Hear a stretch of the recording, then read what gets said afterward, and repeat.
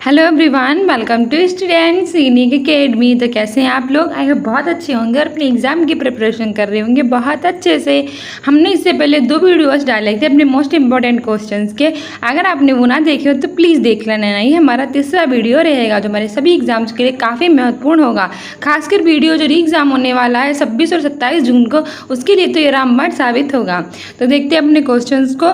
हमारा पहला क्वेश्चन कह रहा है कि भरतपुर में स्थित पंछी अभ्यारण्य यानी कि राष्ट्रीय उद्यान का नाम क्या है। यानी कि जो भरतपुर में स्थित पंछी अभ्यारण्य है यानी कि नेशनल पार्क यानी कि राष्ट्रीय उद्यान है, उसका क्या नाम है?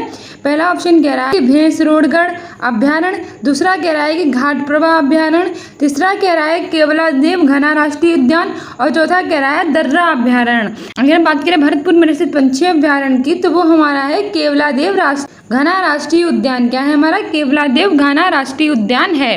वहीं अगर बात करें भरतपुर की तो भरतपुर राजस्थान में स्थित है, ठीक है। और वहाँ जो पंछी अभ्यारण्य स्थित है उसका नाम है केवलादेव घना राष्ट्रीय उद्यान यानी कि नेशनल पार्क, ठीक है। हमारा मोस्ट इंपॉर्टेंट है, याद रखना। आगे देख लेते हैं हमारा मोस्ट इंपॉर्टेंट दूसरा क्वेश्चन कौन सा है। आगे कह रहा है कि भिलाई इस्पात संयंत्र के लौह अयस्क का स्रोत है। यानी कि जो हमारा भिलाई इस्पात संयंत्र है उसके लौह अयस्क का क्या स्रोत है? ना ऑप्शन ए है दल्ली राजहरा, ऑप्शन बी है राजानंदगांव, ऑप्शन सी है उमरिया, ऑप्शन डी है कोरबा। अगर हम बात करें भिलाई इस्पात संयंत्र के लौह अयस्क की तो इसका स्रोत है दल्ली राजहरा। क्या है हमारा? दल्ली राजहरा सही ऑप्शन हो जाएगा। आगे बढ़ते हैं, आगे देख लेते हैं हमारा कौन सा मोस्ट इंपॉर्टेंट है। आगे हमारे दिए गए दर्रों और उनके स्थानों का कौन सा जोड़ा सही नहीं है। यानी कि 4 दर्रे दिए गए हैं और 4 स्थान दिए गए तो उनसे थोड़ा सही नहीं है ये पूछा। और याद रखना यहाँ पे नहीं पूछा हो, सही लगा के मत आ जाना। इसमें नहीं पूछा है कि कौन सा जोड़ा सही नहीं है, क्योंकि हम कंफ्यूज हो जाते हैं और नहीं देखते नहीं है, तो नहीं पर ध्यान देना, ठीक है। सबसे पहला हमारा है जोजिला और बुर्जिल। तो ये कह रहा है कि जोजिला दर्रा और जो बुर्जिल दर्रा है वो क्या हमारे जम्मू कश्मीर में है कि नहीं है। दूसरा कह रहा है बारालापचला और शिपकिला दर्रा भी हमारे उत्तर प्रदेश में है कि नहीं है। तीसरा कांगाला, नीतिपास और लिपलोई दर्रा ये हमारे हिमाचल प्रदेश में है या नहीं है। चौथा कह रहा है नाथुला और जिलेपला दर्रा ये हमारे सिक्किम में है कि नहीं है। सबसे पहले अगर हम बात करें जोजिला दर्रा और बुर्जिल दर्रे की तो ये हमारे जम्मू कश्मीर में सही है, बिल्कुल सही हो जाएगा कि जो जोजिला दर्रा है, जो बुर्जिल दर्रा है ये हमारे जम्मू कश्मीर में है। दूसरा कह रहा है बारालापचौला और शिपकिला दर्रा ये उत्तर प्रदेश में है, तो ये बिल्कुल गलत हो जाएगा क्योंकि बारालापचौला और शिपकिला दर्रा उत्तर प्रदेश में नहीं है। ये कहाँ शिपकिला दर्रा है? ये हमारे हिमाचल प्रदेश में है। यानी कि जो शिपकिला दर्रा है वो हिमाचल प्रदेश में है। ये काफ़ी एग्जाम में पूछा जा चुका है कि शिपकिला दर्रा कहाँ है, तो याद रखना हिमाचल प्रदेश में है। इसका हम ट्रिक से याद कर सकते हैं कि जो शिप होती है ये कौन चलाएगा? हम चलाएंगे। हम कौन? हिमाचल प्रदेश। हिमाचल प्रदेश वाले मतलब हम, और हम क्या चलाएंगे? शिप चलाएंगे। यानी कि शिपकिला दर्रा हिमाचल प्रदेश में है। आगे कह रहा है थांगाला, नीतिपास और लिपलेख दर्रा ये हिमाचल प्रदेश में है, तो ये भी बिल्कुल गलत हो जाएगा क्योंकि थांगाला, नीतिपास और जो लिपलेख दर्रा है ये हमारे उत्तराखंड में है, ठीक है। उत्तराखंड हमारा सही आंसर होगा, तो हिमाचल प्रदेश गलत हो जाएगा। और जो नाथुला और जिलेपला दर्रा है ये हमारे कहाँ है? सिक्किम में है। ये भी बिल्कुल सही हो जाएगा कि नाथुला दर्रा भी सिक्किम में है और जिलेपला दर्रा भी हमारे कहाँ है? सिक्किम में है। तो इसमें जो पूछा है नहीं है, तो हमारा दूसरा और तीसरा ये दोनों गलत है, तो ये हमारे सही आंसर हो जाएंगे, ठीक है। तो नहीं पूछा है तो ये हमारे सही आंसर हो जाएंगे ऑप्शन 2 और ऑप्शन 3, यानी कि ऑप्शन डी हमारा सही आंसर हो जाएगा। आगे बढ़ते हैं और देख लेते हैं हमारा मोस्ट इंपॉर्टेंट है। आगे कह रहा है कि किसके बढ़ने के फलस्वरूप निजी निवेश में वृद्धि की अधिक संभावना होगी। यानी कि वो कौन सी चीज़ है जो बढ़ जाएगी तो निजी निवेश में वृद्धि की अधिक संभावना होगी। ऑप्शन ए है ब्याज दर, ऑप्शन बी है व्यक्तिगत कर, ऑप्शन सी है नई पूंजी पर अनुमानित प्राप्ति, ऑप्शन डी है शेयरों की कीमत। तो अगर हम बात करें कि किसके बढ़ने के फलस्वरूप निजी निवेश में वृद्धि की अधिक संभावना होगी तो हमारा सही ऑप्शन सी हो जाएगा, नई पूंजी पर अनुमानित प्राप्ति। नई पूंजी पर अनुमानित प्राप्ति के बढ़ने पर निजी निवेश में अधिक वृद्धि की संभावना होगी, ठीक है। आगे बढ़ते हैं, आगे देख लेते हैं हमारा कौन सा मोस्ट इंपॉर्टेंट है।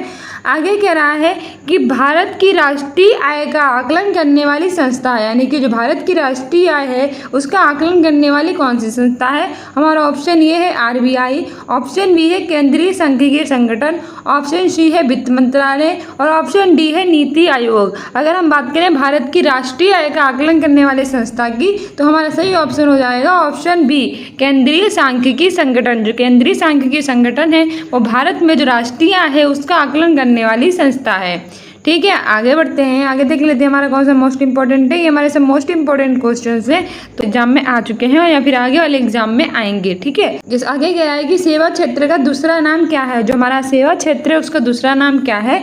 ऑप्शन ए है तृतीयक, ऑप्शन बी है कृषि, ऑप्शन सी है द्वितीयक, ऑप्शन डी है प्राथमिक। अगर हम बात करें सेवा का दूसरा नाम हो जाएगा तृतीयक क्षेत्र, यानी जो तृतीयक क्षेत्र है वो हमारे सेवा क्षेत्र का दूसरा नाम है। तो गाइस ये थे हमारे कुछ मोस्ट इंपॉर्टेंट क्वेश्चन जो हमारे सभी एग्जाम्स के लिए काफ़ी इंपॉर्टेंट थे, और चाहे कोई भी एग्जाम हो ये हमारे सभी एग्जाम्स के लिए मोस्ट इंपॉर्टेंट थे।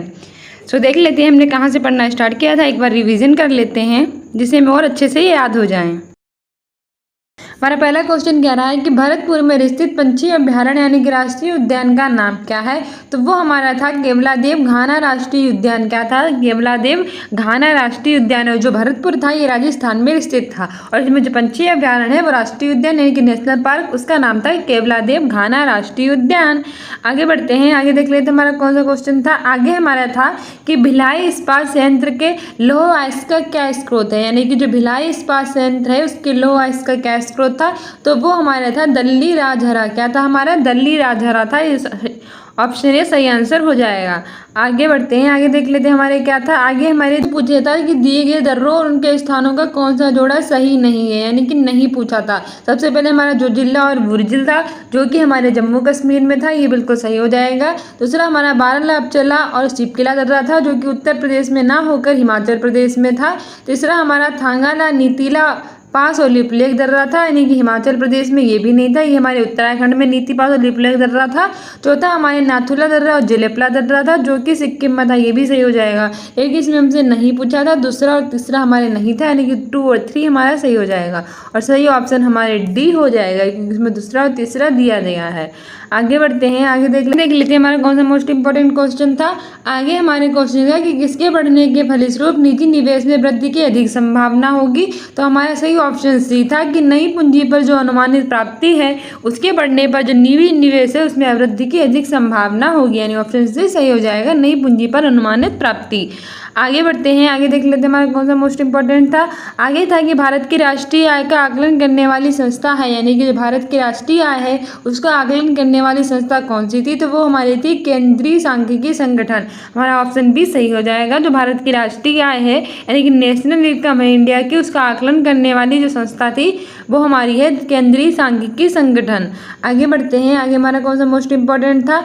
आगे हमारा था जो सेवा क्षेत्र है उसका दूसरा नाम क्या था। हमारा जो सेवा क्षेत्र है उसका दूसरा नाम क्या था।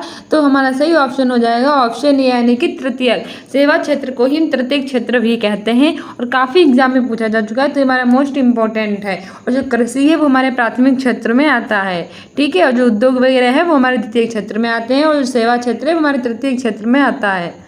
तो गाइस ये थे हमारे कुछ मोस्ट इंपॉर्टेंट क्वेश्चंस, हमने उनके बारे में देखा और हमने उसके बारे में फटाफट रिवीजन भी कर लिया, इससे हमें बहुत अच्छे से इसके बारे में याद हो गया। इससे पहले मैंने इसके 2 पार्ट्स बना के रखे हैं, अगर आपने वो ना देखो तो प्लीज़ देख लेना, उसका लिंक मैं डिस्क्रिप्शन बॉक्स में डलवा दूंगी। और हमारा तीसरा पार्ट है और हमारे एग्जाम के लिए काफ़ी इंपॉर्टेंट है। So guys I hope you like this video. If you like it then like, subscribe and share and be continue with next video. Thank you, bye.